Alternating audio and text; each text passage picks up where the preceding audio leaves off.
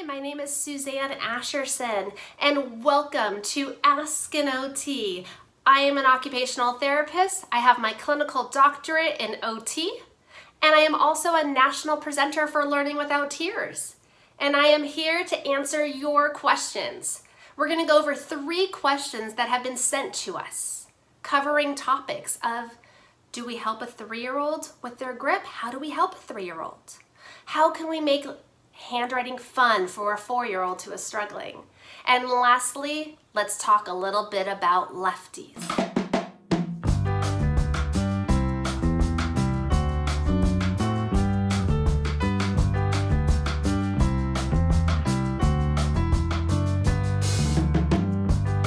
Our first question came in, and the question states, should I keep correcting a grip at age 3, or should I let the 3-year-old keep trying their own way?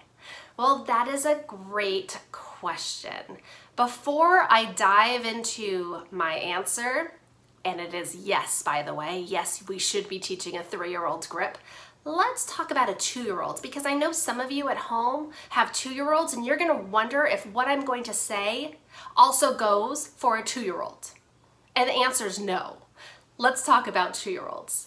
Jan Olson, who developed Learning Without Tears, she always said that a 2-year-old is called the restaurant stage. What does that mean?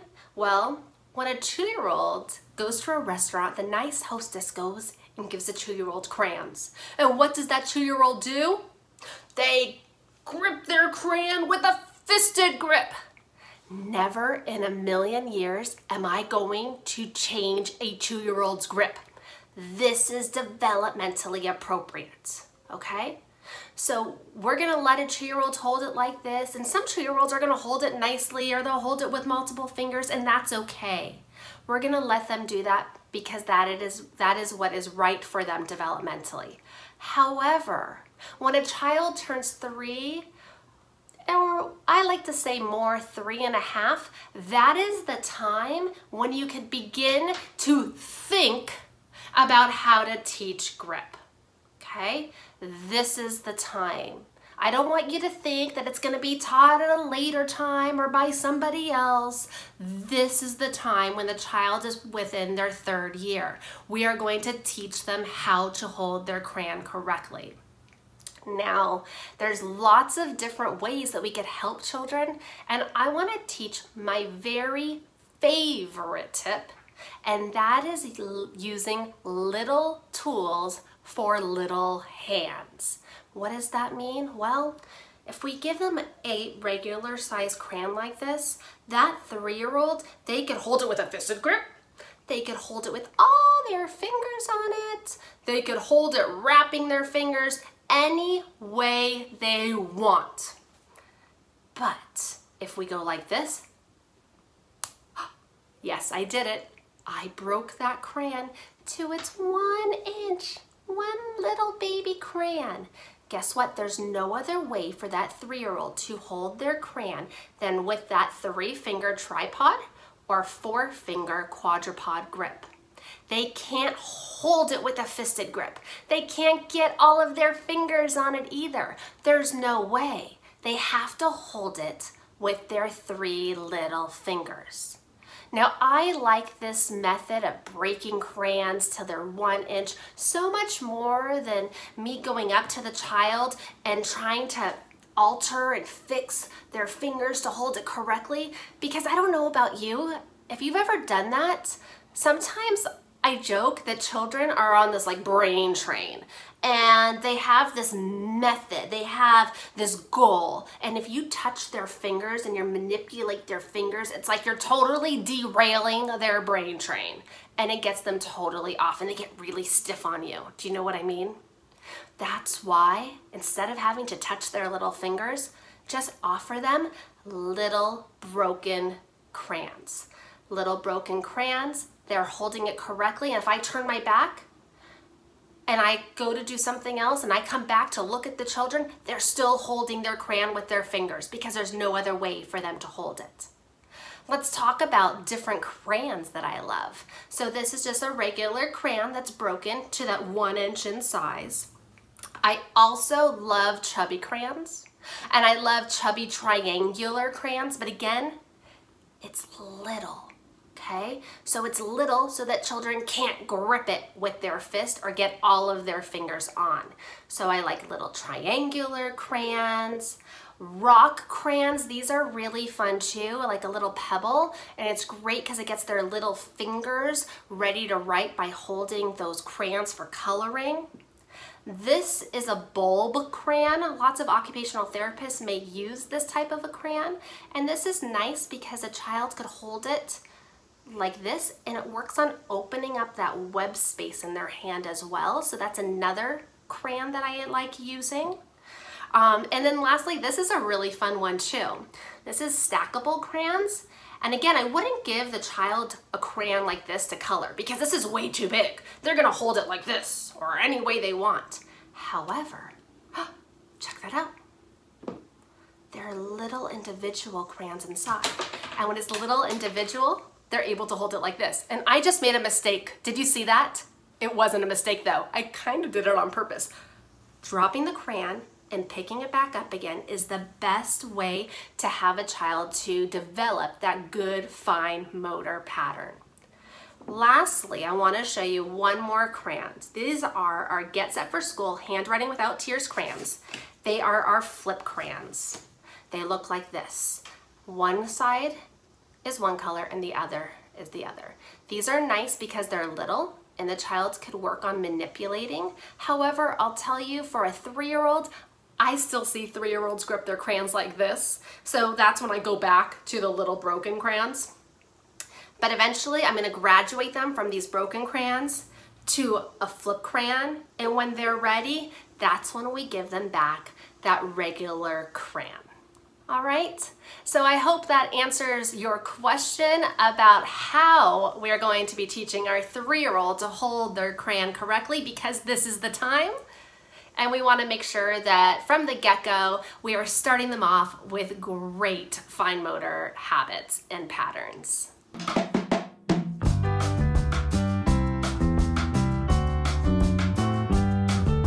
Let's now move into the second question.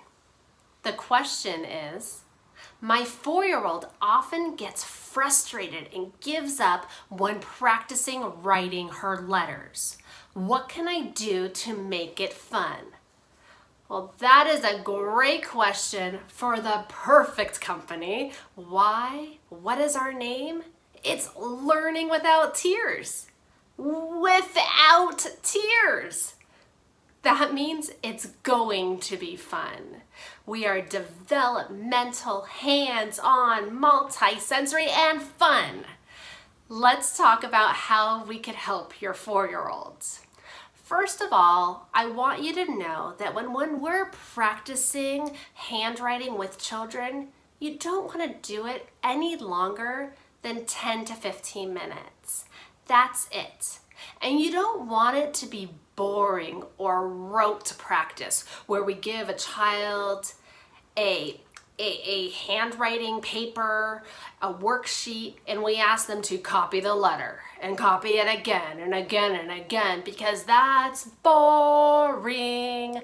We want to make it fun and intriguing and memorable to the child. So let's talk about some different ways that we can work with a 4-year-old. I'm going to show you some ideas that come from our Get Set for School curriculum and our manipulatives. And I also want to share some ideas that you can do at home easily on your own. So first, let's talk about our roll-a-dough letters, okay? So roll-a-dough letters comes with some dough and this blue tray with laminated letter cards. Okay, and with these laminated letter cards, we put it on here and the child gets to play with the dough. They roll the dough out into big line, big curves and little curves, and then they get to put their dough on top of the laminated card. What I love about this and what children love is they get to play with dough. And by playing with the dough, it's memorable, it's fun, but it's also strengthening their little fingers.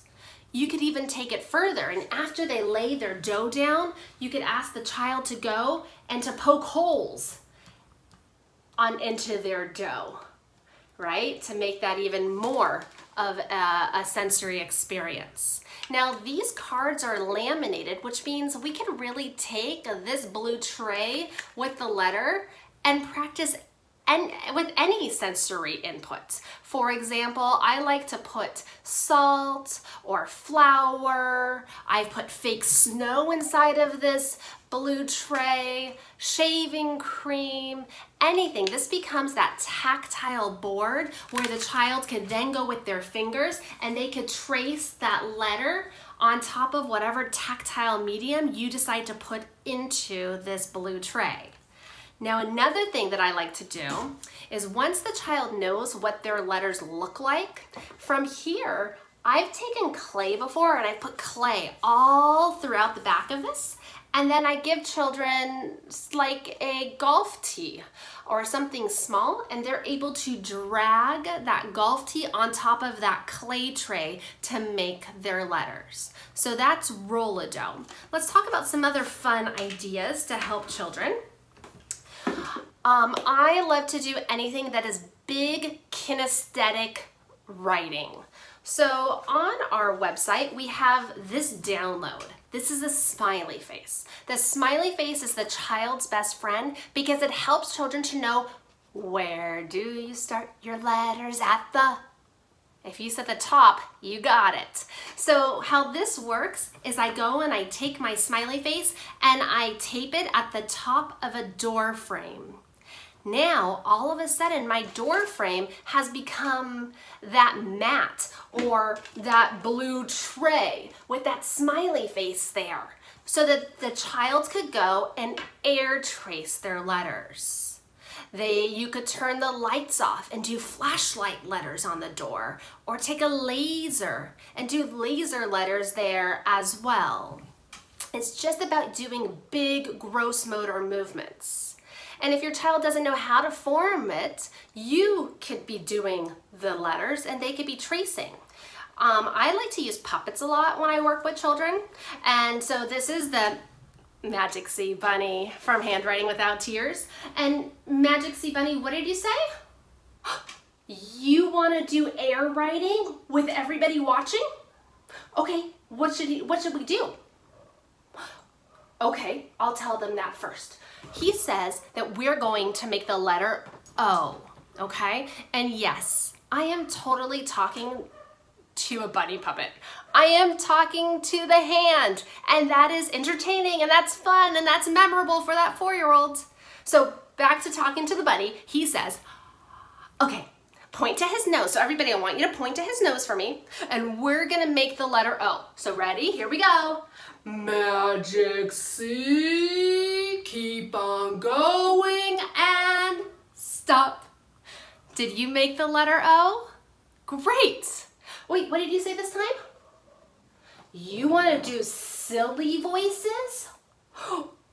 All right, silly voices. That's yet another great way to work on making learning fun. So what silly voices should we do? He says, squeaky voice. So here we go again. Let's make the letter O. Magic Sea, keep on going and stop. Can you think of other silly voices you could use as your air writing letters? You could talk like a robot. An opera voice. Oh, you want to bark like a dog? My dog said, let's bark. So you can even bark like a dog. Make a magic sea. Ruff, ruff, ruff, ruff, ruff, ruff, ruff. Keep on going. Ruff, ruff, ruff, ruff, ruff, and stop. That was not planned.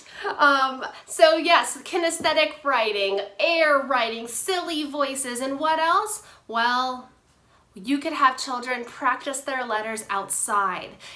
Sidewalk chalk. Take a wet paintbrush and dip it in water and make those letters on the driveway. You can build your capital letters with pipe cleaners.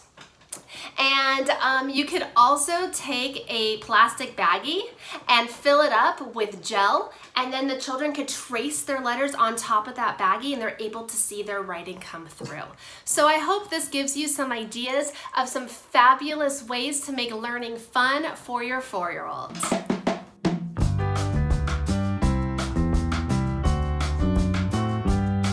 Let's move to our third question, which is really asking us for suggestions of how to help lefties. Well, let's face it, we live in a right-handed world. Am I right? But lefties, they should not feel left out. Researchers find that about 10% of our population are left-handed individuals, and they are in good company in the left-handed club with famous people like Mozart, Leonardo da Vinci, Oprah, Lady Gaga, and Angelina Jolie, and more. So let's talk about how we can help our lefties. First of all, I'm never going to force a child to pick one hand over the other. A lefty is going to gravitate to use their left hand, just like a righty will gravitate to use their right. That is hand dominance, and it will develop naturally, and sometimes it could take up until about 6 years old for dominance to develop. Once a child shows hand dominance, well, then I'm going to teach that lefty to hold their pencil the same way that I would a righty, with either a tripod grip or a quadrupod. The difference is sometimes I give lefties a sticker like this, a visual, about 1 inch or 1.5 inches above their pencil, because if a lefty holds it a little bit higher rather than down low, that's going to help that lefty to not get that smudge of the writing in their hand. Now, when it's time to help a lefty with writing words and sentences, we're going to teach them to tilt their paper. Now, as a righty, I'm going to tilt with the right corner higher. Why? Because as I'm writing, do you see how my wrist goes up? But if I was a lefty, I'm going to have them tilt the other direction with the left corner higher, because as that lefty is writing, to see how their wrist goes this direction? To help that child to know which way to tilt their paper, it's as easy as making an arrow at the bottom of their page. And then I tell the child to take that arrow and to point it to their belly button. And that will help the child to know which way they should be tilting their paper. Now, is it okay for a lefty to overly exaggerate the tilt of their paper? Yeah, it's fine. The reason why lefties do that is so that they could see what it is that they're copying, and also to prevent some of that smudge that happens on their left hand as they're writing. Now, let's talk about writing on worksheets. Oftentimes, children are given worksheets like this.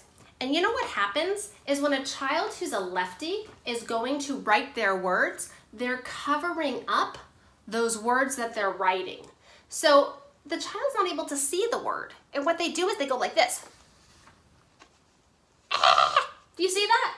They took their wrist and hooked it. Now that is really uncomfortable. Let's find out. I want you to feel it. So go ahead, take your left hand, put it in the air, and now I want you to drop your wrist and wiggle your fingers. Ew, do you feel that? It doesn't feel good to me. I feel a lot of pull in my tendons right here. That doesn't feel good. That is what it looks like when a child is left-handed and they're developing this hooked grip so that they're able to see what it is when they're writing. We don't want children to develop this left-handed hooked grip. We want their grip to feel really natural and that wrist to be in a natural position. So how can you help a child at home who's coming home with spelling papers like this? Well, you can make a photocopy of it and put the photocopy on the other side. And now when that child is writing, they don't have to hook their wrist to see the word want. They just have to copy here and they're copying from the other side. Now, if you're a teacher watching and you're wondering how can you make your own worksheets to help lefties and righties, well, this is a simple and easy. Put the spelling word in the middle and then leave a line underneath. And now both righties and lefties could copy the words under. And now that lefty doesn't have to hook their wrist. Because we're learning without tears, we think about all of our children's lefties and righties. And that's why we have our twin word list.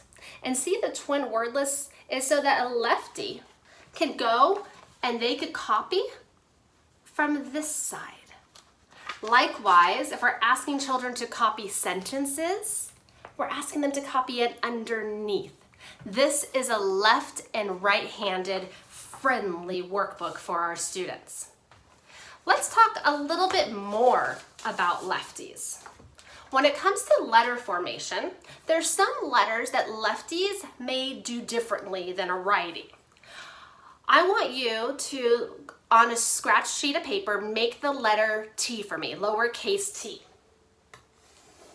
As a righty, we're going to cross our T from left to right. But if you're a lefty, did you do it that way? Some of you may have because, well, you were a good copycat and you copied from your teacher. And most likely your teacher was right-handed and they taught you the right-handed way. But other lefties may cross their T the other direction. And that's great. That actually feels better to a lefty to pull into their body when they're crossing their letters. Same thing for capital T. A lefty may cross it the other way. Capital A as well. Right? Capital G. They're crossing it the other way. Lowercase f. These letters, we're having children cross it, our lefties cross it from right to left. So if you are a teacher or a parent or an occupational therapist and you're right-handed, but you're working with a left-handed child, I want you to demonstrate to that child that it is okay for them to cross it the left-handed way. And on the flip side, if you are an adult who is a lefty and you're working with a righty, you may want to show the righties how to do it the right-handed way, where they're crossing it the other direction, which makes it feel better for their hands. Any more left-handed tips? Absolutely. Make sure that children are sitting at a desk that's shared with their own space on their left side so they're not playing bumper elbows with their friends. If they're using a spiral notebook, make sure that the spiral is on the right side, so just flip it over so they're not, their wrist isn't resting on that spiral, causing that left-handed hooked grip to develop.